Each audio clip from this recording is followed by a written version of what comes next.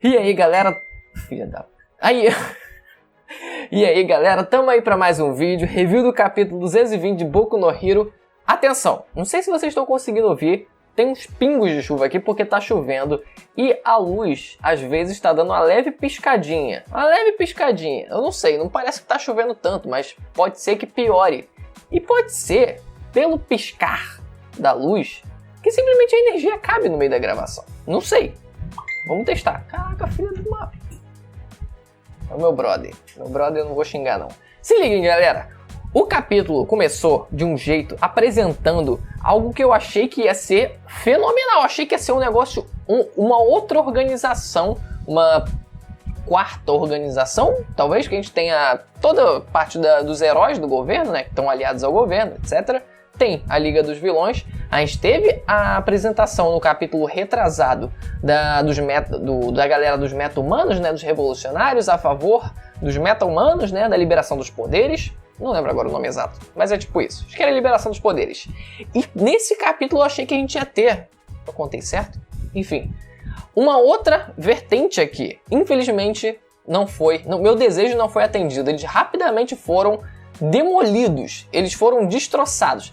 A não ser que seja só uma franquia, a não ser que seja só uma parcela dessa organização, porque eu me interessei muito, que ela é chamada de Igreja de Limpeza Racial, que é justamente com a intenção, subentende-se que, né, uma limpeza étnica, por assim dizer, né, contra os mutantes, contra as pessoas que têm individualidades. Eu fiquei, cara, era o que faltava. Era o que faltava, estilo X-Men, porque a visão que a gente tem do mundo de Boku no Hero é: existem os heróis do bem, assim, existem os mutantes, né, por assim dizer. Até o próprio capítulo falou: olha, não é bom chamar de mutante, é meio pejorativo, cuidado com o contexto que você vai usar.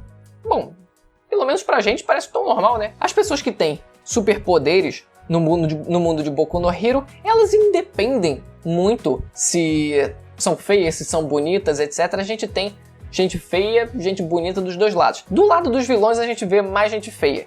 E aí a gente pode já tentar entender que a causa disso talvez seja também uma discriminação pelo que a gente viu no Spinner contando nesse capítulo. Aí eu quero que aborde esse negócio sério. Eu tô empolgado. Eu quero que eles aprofundem muito essa parte. Não sei, seria um sonho meu? Talvez. Mas mesmo do lado dos heróis, tem muito herói esquisitíssimo.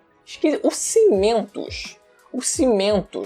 Que diabos? Aquele outro cara lá que cria as cópias dele mesmo, né? Também, um dos instrutores lá da UA. Que diabos? Tem uns personagens assim extremamente bizarros. Mas mesmo assim, eles não são discriminados. Ou pelo menos não é abordada essa questão da discriminação com eles em específico. Eles estão lá inseridos na sociedade e tá tudo ok com eles. Mas não é assim com todo mundo. O preconceito com o diferente existe. E nesse capítulo a gente teve a introdução dessa organização que eu quero muito. Eu quero muito que ela ainda exista.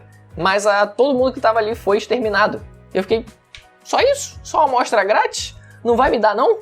Vai deixar só na vontade? É aquilo, né? O autor deixa a gente excitado, mas não quer dar pra gente. Eu odeio isso. Odeio quando o autor faz isso. Mas, enfim, eu tô na esperança. A gente fica na expectativa.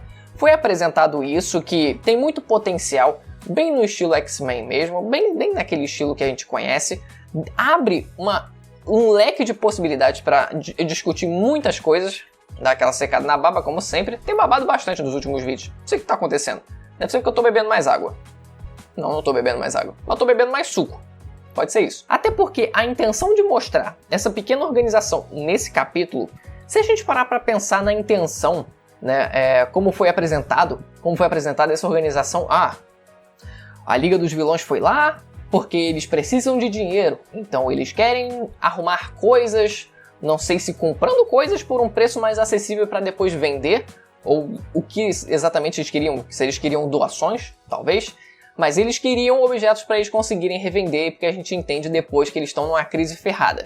Beleza, isso a gente entende ainda independente disso, porque depois a gente vê toda a situação deles, né, no local onde eles estavam e como eles estavam tentando recrutar mais gente para a Liga dos Vilões. A gente viu isso acontecendo, então não era tão necessário essa apresentação dessa pequena organização se não fosse com uma intenção maior. Então, pensando aqui agora, desenvolvendo o raciocínio aqui agora, eu fico mais otimista. Pode ser que isso seja mais abordado. Enfim, a gente tem a Liga dos Vilões aparecendo de novo e tá todo mundo em crise, como eu falei, né? O Dabi tentando recrutar gente sem conseguir ninguém, até porque ele não tem simpatia nenhuma.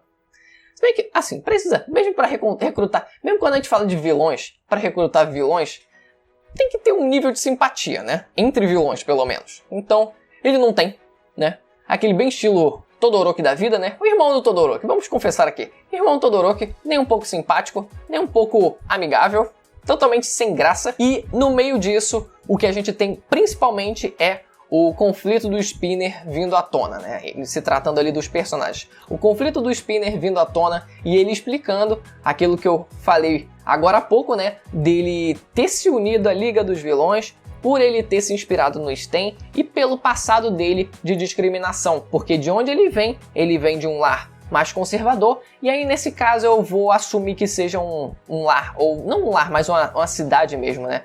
Conservadora no sentido de, antes dessa disseminação dos superpoderes, por assim dizer, né? Talvez sejam esses valores que essa cidade tente resguardar. Então, sofria preconceito, obviamente ele se sentiu inspirado pelo Sten e por conta disso seria bom fazer parte de algo maior, algo que ele se sentisse mais acolhido. E foi isso que ele tentou buscar na Liga dos Vilões, né? Claramente. Mas ele se sente frustrado porque a coisa não está indo para frente. A gente vê a frustração dele nesse capítulo, até interessante que a gente vê a narrativa, né? Os balões, que seriam os balões do narrador, sendo narrados por ele. E é curioso porque não é no capítulo inteiro que a gente vê isso. Naquele momento a gente vê a história sendo narrada pelo ponto de vista dele. Eu gosto dessas mudanças. A gente se coloca mais na pele do personagem.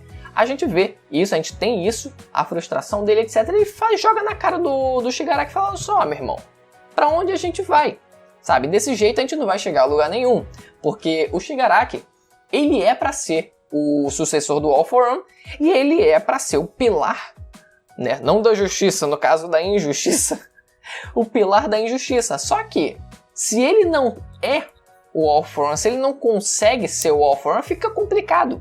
E se ele não consegue ser esse pilar, obviamente que a coisa vai se diluir, sabe? A coisa não vai se juntar. Então ele tem essa dificuldade por enquanto e por conta disso todo esse meio dos vilões está sendo comprometido por conta disso. Só que aí que a gente tem a sequência disso, que é a carta na manga que o All For One deixou para a Liga dos Vilões, que é o Gigantomachia, a arma deixada pelo All For One que eles estavam, né, tendo dificuldade para conseguir contactar, mas conseguiram finalmente. E aí a gente conseguiu entender o que diabos estava acontecendo no capítulo passado, que eu dei as possibilidades. Ou o maluco ele estava descontando a raiva dele, descontando as frustrações dele, independente de quem fosse, ou ele estava praticando, ou ele virou a casaca. Então o que aconteceu é que, na verdade, seria uma quarta opção dele, na verdade, sendo não exatamente treinando, mas sim o Shigaraki testando o poder dele. E nesse caso ele realmente sentiu a expressão no rosto dele no final do capítulo passado,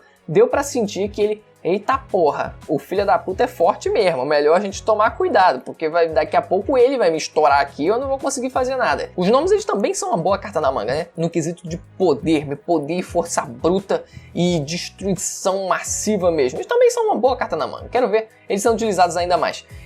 Mas eles pelo menos têm essas duas cartas. Eles têm esse cara e têm pelo menos os nomes. Eles têm ainda os nomes? Eu tenho umas certas amnésias de vez em quando. Então talvez o problema maior não seja nem a questão do poder bélico mesmo da Liga dos Vilões, mas sim alguém que seja o pilar. É o Shigaraki que precisa se tornar esse pilar para que ele sustente todo o resto. Para que ele seja o psicológico, né? Que consiga agregar mais pessoas. Porque ele precisa ser isso. Ele precisa ser a pessoa carismática que vai conseguir estender a mão para outras pessoas necessitadas, né, marginalizadas, que se sentem marginalizadas e que acabam sendo utilizadas para esse propósito, assim como o All For One fez com o próprio Shigaraki. Viu o moleque marginalizado, estendeu a mão para no fim utilizar o poder dele e assim ele ter alguém para que desse sequência a todo o trabalho da vida dele. Mas é isso que está faltando. Não é nem o poder bélico em si, mas eu quero a evolução do Shigaraki. E no finalzinho, o rádio que o Gigantomachia estava carregando era, na verdade, um comunicador para o contato ser feito com o doutor. Tá chegando a hora. Tá chegando a hora da confirmação, que é óbvio. É óbvio que é o mesmo doutor. O doutor, no caso do Wolfram, que cuidava todos os problemas do Wolfram, problemas de saúde dele.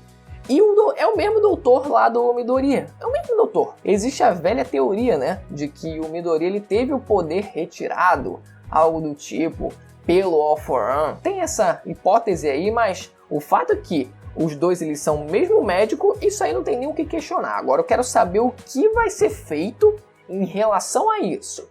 Qual o propósito de ter sido colocado o mesmo doutor para eles dois? É nisso que eu quero focar. É nisso que eu tô curioso. E o mistério do Dabi foi jogado pro lado. Aí agora a gente tem de volta a história, o mistério do doutor. Eu quero saber quando a gente vai ter a resolução de tudo. Vai ver depois, a gente nem tem a resolução do doutor e volta pro Dabi para ter a resolução dele.